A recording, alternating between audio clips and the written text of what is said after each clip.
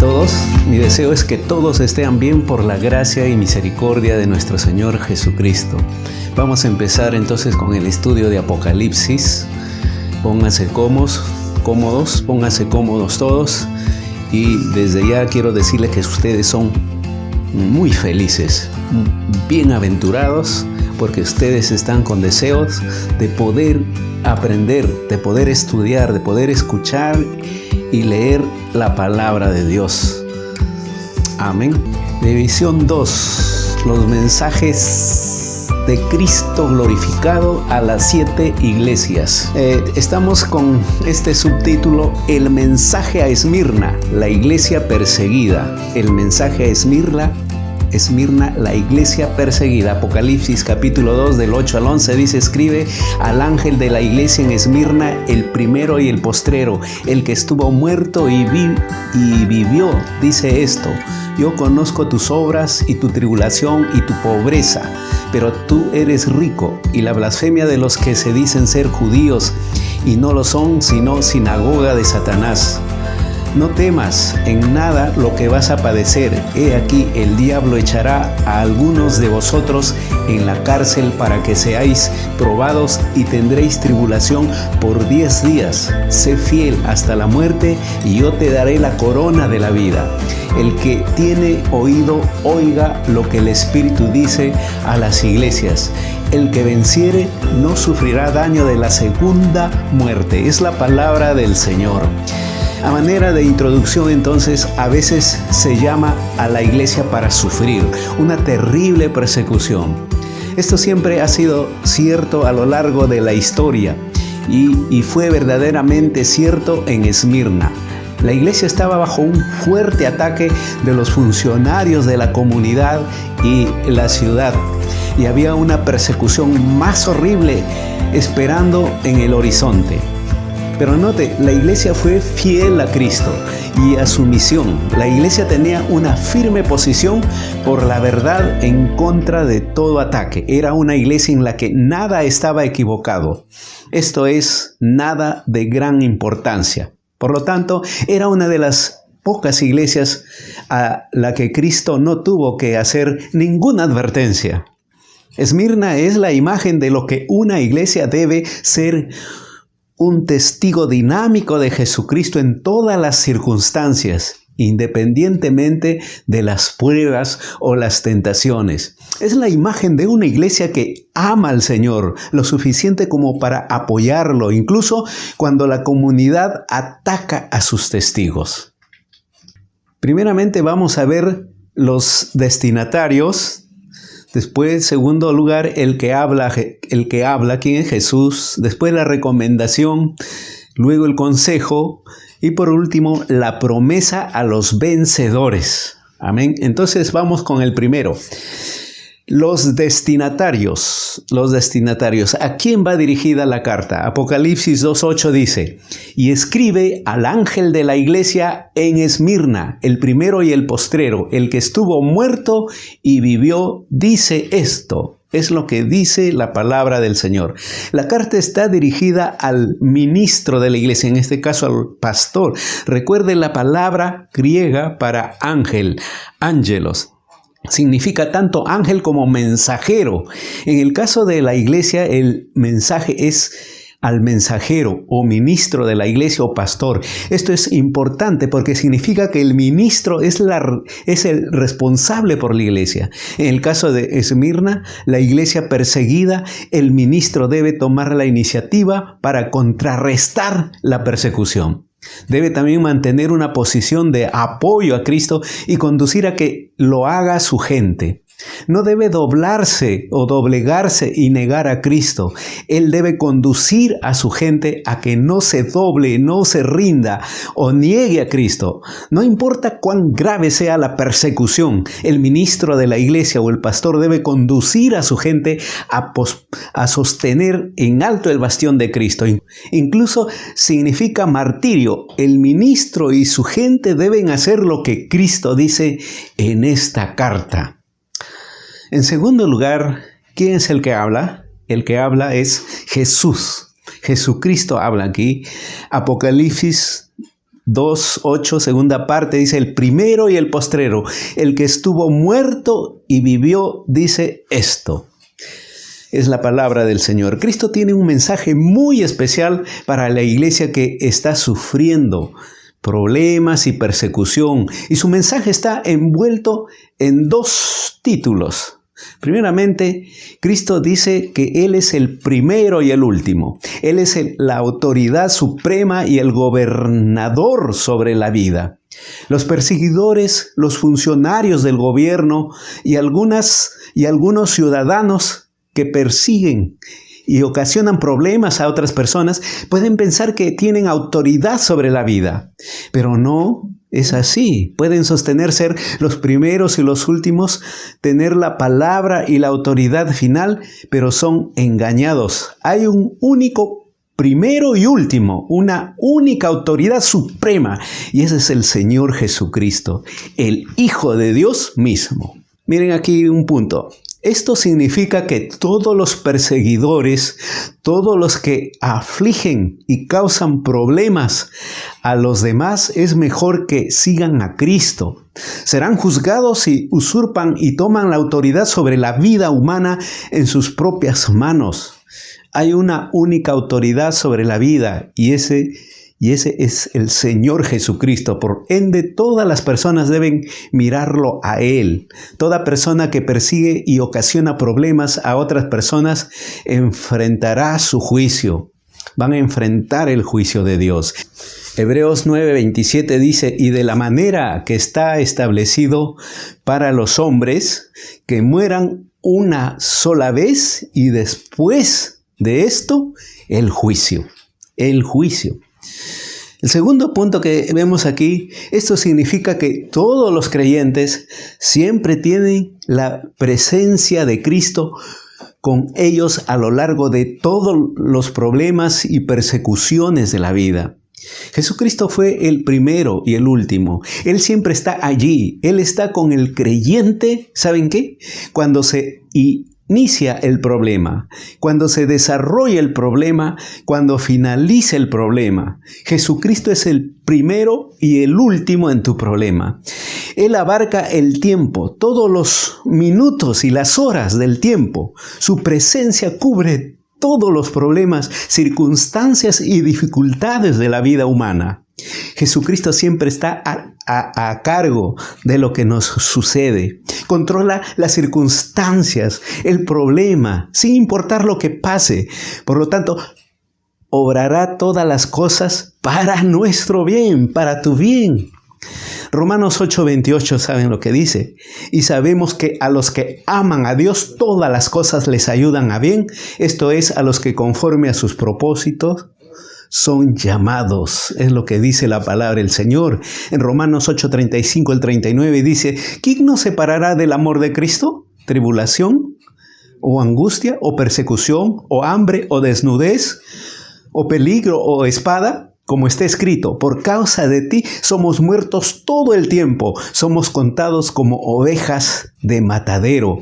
Antes, en todas estas cosas, somos más que vencedores por medio de aquel que nos amó, por lo cual estoy seguro de que ni la muerte, ni la vida, ni ángeles, ni principados, ni potestades, ni lo presente, ni lo porvenir, ni lo alto, ni lo profundo, ni ninguna otra cosa creada nos podrá separar del amor de Dios que es en Cristo Jesús, Señor nuestro. Es la palabra del Señor. Aquí vemos el segundo lugar. Cristo dice que Él es el único que estuvo muerto y está vivo de nuevo. La palabra estuvo en realidad significa se volvió muerto. Su muerte fue solo una fase transitoria, un episodio por el que tuvo que pasar. Experimentó la muerte, pero la muerte fue solo algo transitorio para él. Él triunfó sobre ella. Vivo es tiempo aoristo en griego, un acto único de una vez por todas. Una vez sucedido, está hecho, completado, terminado. Jesús volvió a la vida, resucitó. Por lo tanto, el mensaje a la iglesia de Esmirna es que no importa lo que atraviese un episodio temporal, incluso si experimentan la muerte, será conquistada. Cristo ha estado personalmente ahí y triunfó sobre el dolor y la muerte. Por lo tanto, el creyente vivirá para siempre, aunque sea martirizado. El Evangelio de San Juan 5:24 dice: de cierto os digo, el que oye mi palabra y cree al que me envió, tiene vida eterna y no vendrá a condenación, mas ha pasado de muerte a vida. Es lo que dice la palabra del Señor. Según de Timoteo 4:18 dice: y el Señor me librará de toda obra mala y me preservará para su reino celestial. A Él sea gloria por los siglos de los siglos. Amén. Pasamos a la tercera división. La recomendación. Apocalipsis 2:9 dice: yo conozco tus obras y tu tribulación y tu pobreza, pero tú eres rico. Y la blasfemia de los que se dicen ser judíos y no lo son, sino sinagoga de Satanás. Es lo que dice la palabra del Señor. La iglesia tiene 4 recomendaciones. Primeramente, la iglesia soportó una terrible tribulación. La palabra significa aflicción, la presión de una aplastante aflicción. Esta palabra indica que las pruebas y persecución fueron muy severas, pero los creyentes soportaron los ataques y se rehusaron a negar a Cristo. Fueron fieles a Cristo a pesar de todo el ridículo, la burla, el abuso, las maldiciones, la pérdida de propiedades, el posible encarcelamiento y el martirio. El Evangelio de San Juan 15 del 20 al 21 dice: acordaos de la palabra que yo os he dicho, el siervo no es mayor que su Señor. Si a mí me han perseguido, también a vosotros os perseguirán. Si han guardado mi palabra, también guardarán la vuestra. Mas todo esto os harán por causa de mí, o por causa de mi nombre, porque no conocen al que me ha enviado. Primera de Pedro 4:12 al 13 dice: amados, no os sorprendáis del fuego de prueba que os ha sobrevenido, como si alguna cosa extraña os aconteciese, sino gozaos por cuanto sois participantes de los padecimientos de Cristo, para que también en la revelación de su gloria os gocéis con gran alegría. Aquí el segundo punto. La iglesia soportó la pobreza. La idea es la de no tener nada y ser destituido y mendigar. Al parecer muchos fueron echados de sus trabajos y sus propiedades. Fueron confiscados por quebrantar la ley. Lo que sucedió fue esto. Roma había instituido una ley que decía que el Estado debía ser la primera lealtad de un ciudadano. Para demostrar dicha lealtad, el ciudadano debía proclamar su lealtad una vez al año. Lo hacía yendo a los funcionarios locales del gobierno y realizando la declaración: César es el Señor. Por supuesto, un verdadero creyente y seguidor de Cristo no podía hacer esto, puesto que hay un solo Señor y el Señor Jesucristo. Este fue el motivo por el cual la iglesia fue tan severamente atacada y sufrió tanto. En 2 Corintios 6:9 dice: como desconocidos, pero bien conocidos, como moribundos, mas he aquí vivimos, como castigados, mas no muertos. Es la palabra del Señor. 2 Corintios 8:9 también dice: porque ya conocéis la gracia de nuestro Señor Jesucristo, que por amor a vosotros se hizo pobre, siendo rico, para que vosotros con su pobreza fueseis enriquecidos. Vamos a pasar al tercer punto aquí. La iglesia era rica espiritualmente, eran pobres exteriormente, pero interiormente eran ricos hacia el Señor. Y su misión, eran leales al Señor, como amándolo y amándose unos a los otros y hasta los que se oponían a ellos, amor ágape, ¿no? También ministrando a todos los necesitados, también estudiando y enseñando las Escrituras, también viviendo vidas justas y santas. Y debido a su fidelidad fueron llenados con toda la plenitud de la presencia de Dios. Él vertió sobre ellos las riquezas de su gracia y el fruto de su espíritu. Al caminar día tras día fueron llenados con amor, paciencia, fe, gozo, cordialidad, humildad, paz, bondad, control propio o dominio propio. Dios los llenó y los llevó a través de todas las pruebas. Los fortaleció y los asentó, los facultó y les aseguró con su presencia. La presencia de Dios mismo en medio de las pruebas se aparece. Mateo 6:20 dice: si no hacéos tesoros en el cielo, donde ni la polilla ni el orín corrompen y donde ladrones no minan ni hurtan.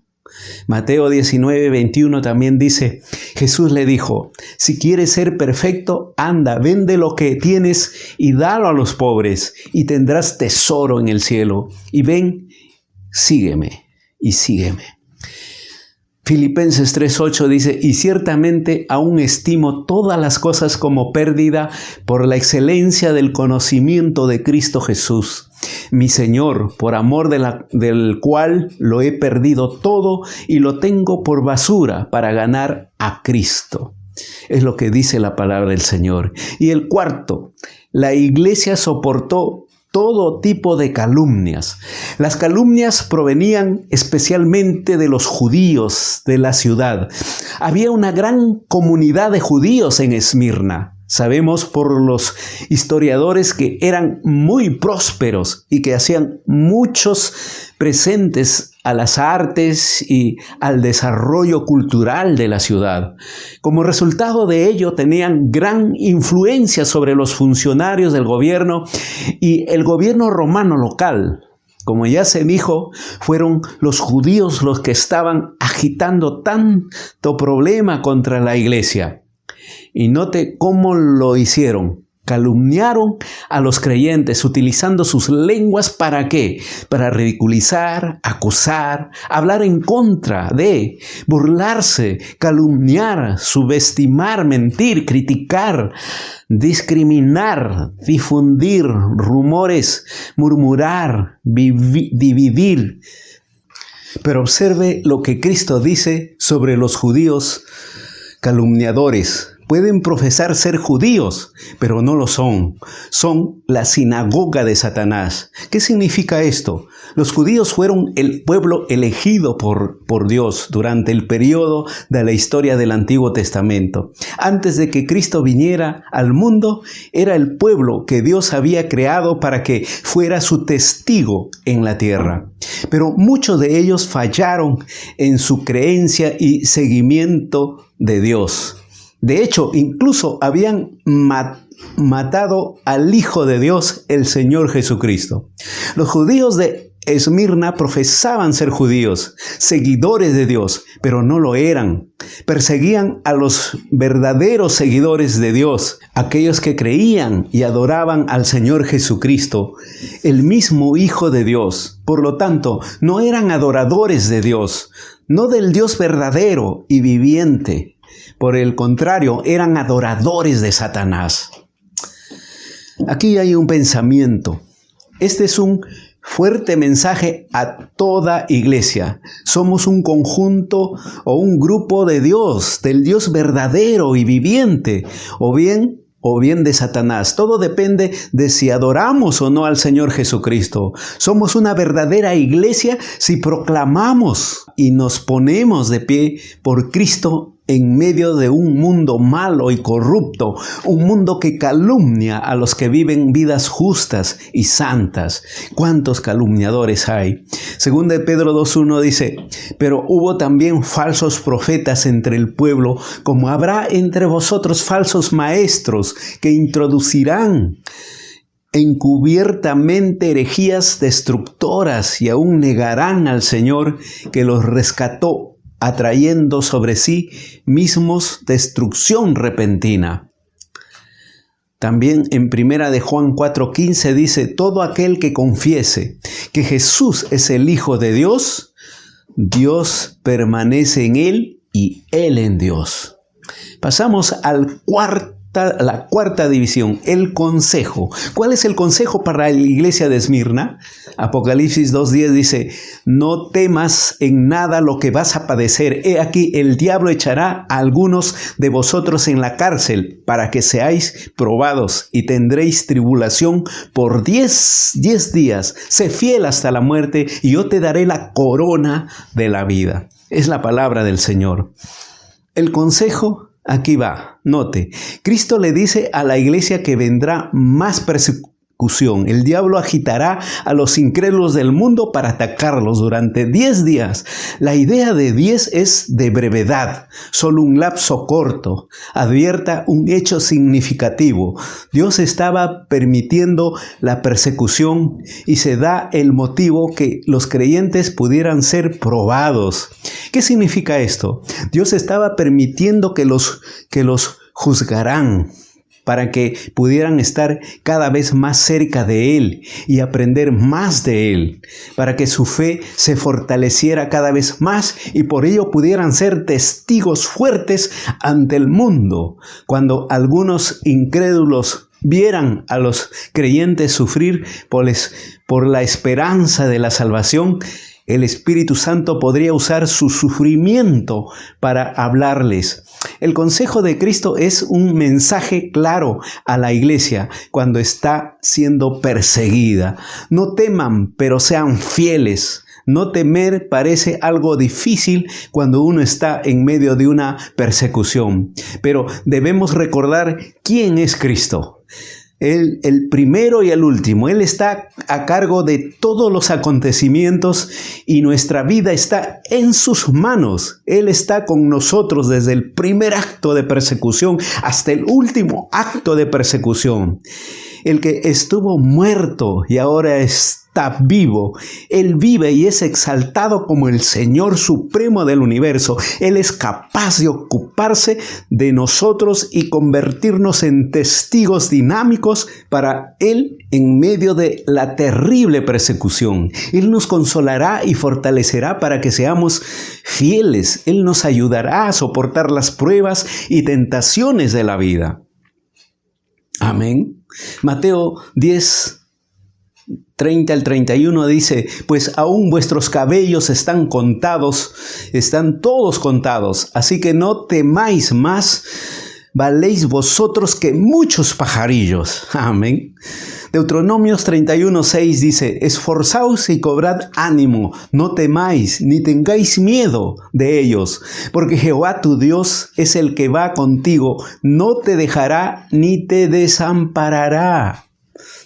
Y pasamos ahora a la quinta división, la promesa a los vencedores. La promesa a los vencedores. Apocalipsis 2 del 10 al 11 dice, no temas en nada lo que vas a padecer. He aquí el diablo echará a algunos de vosotros en la cárcel para que seáis probados y tendréis tribulación por 10 días. Sé fiel hasta la muerte y yo te daré la corona de la vida. El que tiene oído, oiga lo que el Espíritu dice a las iglesias. El que venciere no sufrirá daño de la segunda muerte. Está la promesa de los vencedores.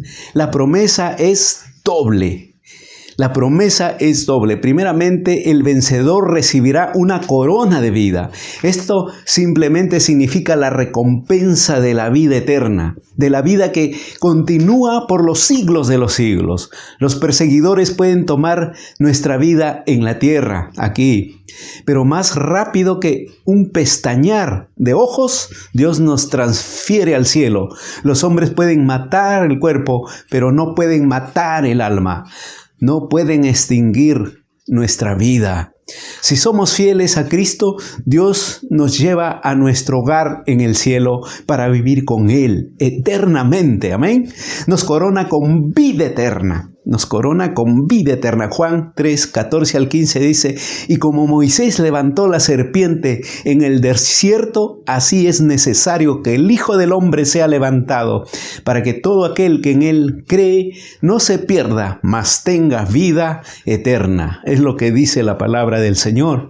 En el Evangelio de San Juan 12, 25 dice: el que ama su vida la perderá, y el que aborrece su vida en este mundo para vida eterna la guardará. Primera de Juan 2, 25 dice: y esta es la promesa que Él nos hizo, la vida eterna, la vida eterna. En segundo lugar, el vencedor será librado de la segunda muerte. ¿Qué es la segunda muerte? Las Escrituras nos lo dicen claramente. En Apocalipsis 20, 14 dice: y la muerte y el Hades fueron lanzados al lago de fuego. Esta es la muerte segunda. Apocalipsis capítulo 21, versículo 8 dice también: pero los cobardes e incrédulos, los abominables y homicidas, los fornicarios y hechiceros, los idólatras y todos los mentirosos tendrán su parte en el lago que arde con fuego y azufre, que es la muerte segunda. ¿Ven? Esa es la muerte segunda. La segunda muerte es el lago de fuego, el juicio del infierno eterno y el tormento fuera de la presencia de Dios por los siglos de los siglos.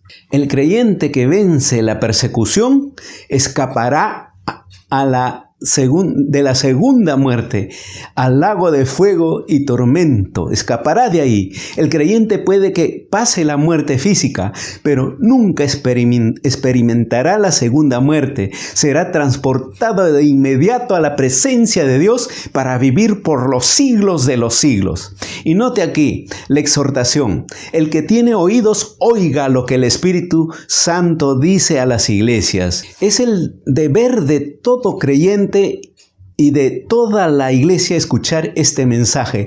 Todos debemos mantenernos firmes ante la persecución del mundo, el ridículo, la burla, el abuso, ser ignorados y pasados por alto, ser encarcelados y asesinados. Debemos ser fiel. Las promesas son demasiado grandes como para perderlas. Recibiremos la corona de la vida y nunca sufriremos la segunda muerte. Aquí hay un pensamiento. Note la certeza de este punto. Habrá una segunda muerte.